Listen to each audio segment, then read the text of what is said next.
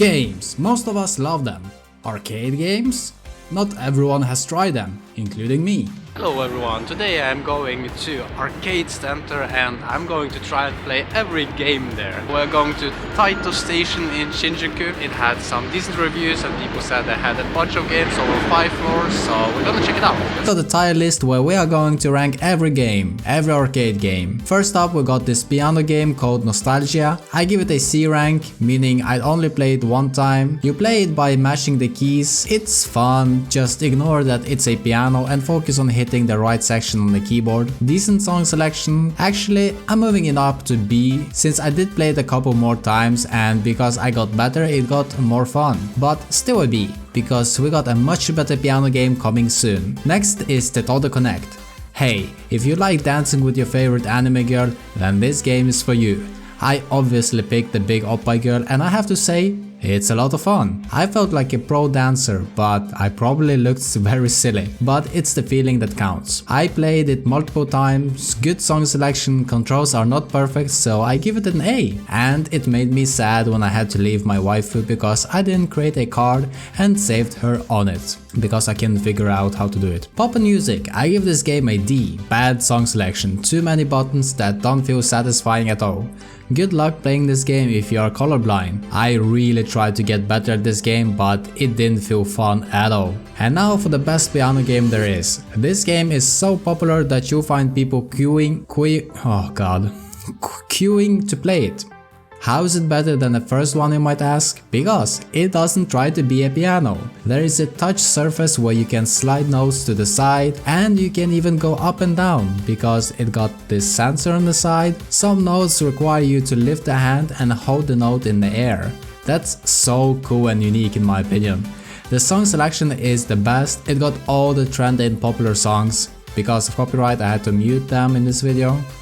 Hitting notes to the rhythm is so satisfying and the keyboard is not too big or too small, just perfect. This game gets a S. I played it every time I was at arcade. I honestly got addicted. Then we got this DJ game called Beatmania. It's not bad. You can play it alone or with a friend. It's probably more fun together, but I wouldn't know that. Here you also have rows of keys similar to a piano octave. You have to hit or hold them to the beat. Buttons are tactile and are satisfying to hit. Also you got the spinning wheel on the side, that's why everyone calls it the DJ game. Song selection is okay, mostly techno songs from 2000s, so I gave this game a C. B if I had someone to play with. Now, I'm playing all these games in this video for the first time. A lot of them look much more fun when you see the pros playing them, but I'm not pro. And now we got everyone's favorite taiko drum game. This is the game every tourist plays at least once, but it's also a favorite among the locals. This game is simple to understand but hard to master.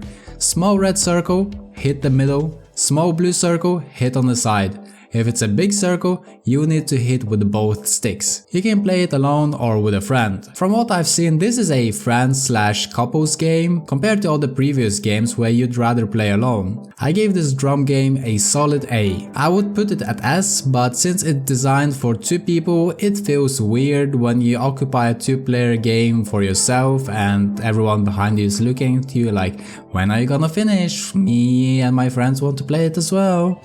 Anyways, I was starting to feel exhausted and hungry, so I went out for a quick food break to a nearby konbini. Up next we got another international hit, Dance Dance Revolution. I am and have always been bad at this game, so please don't hate me for giving it a C. I feel like it never registers my input even if I step on the beat, but that might be a skill issue. Anyways, the song selection is very limited and it feels like they haven't updated it for 15 years or something. This is also a 1 to 2 players game and I felt a little bit embarrassed when a person sat behind me looking at my awful performance and waiting for his turn.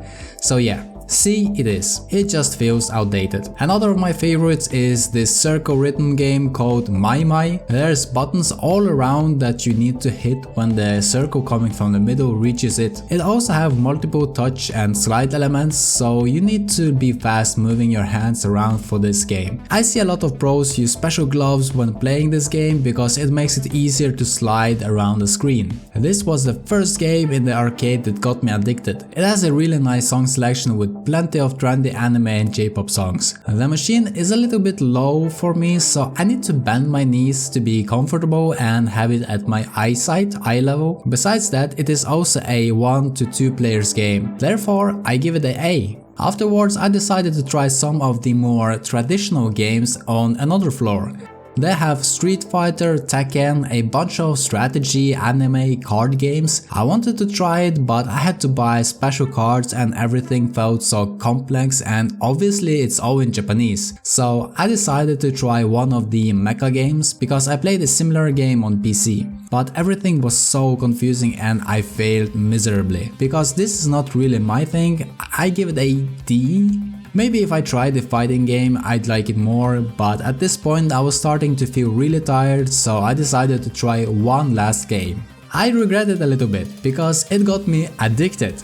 It's called Ongeki. And the unique thing about this one is that you have a stick in the middle that you use to slide your character to the sides in order to avoid obstacles and collect points. You also have buttons on the side of the machine that you smash with your hand wrist. There's also 3 buttons in the middle corresponding to each character on the screen. I don't know how to explain it, but you need basically to hit them to the rhythm and hit the correct color. What you see here is when I first tried the game, but I played it many times more after this and got decent at it. It's a lot of fun. Song selection is great, game mechanic is simple but unique in my opinion. There's also a leveling up mechanic where you spend points on your favorite character and they have different abilities. Yeah, so you can make your favorite waifu strong as you will. The buttons are really satisfying as well. Yeah, this game gets an easy S from me. Some other games I tried but didn't get enough footage of are the racing games. Mario Kart is fun if you are 2 or more people, preferably 4. I give it a B,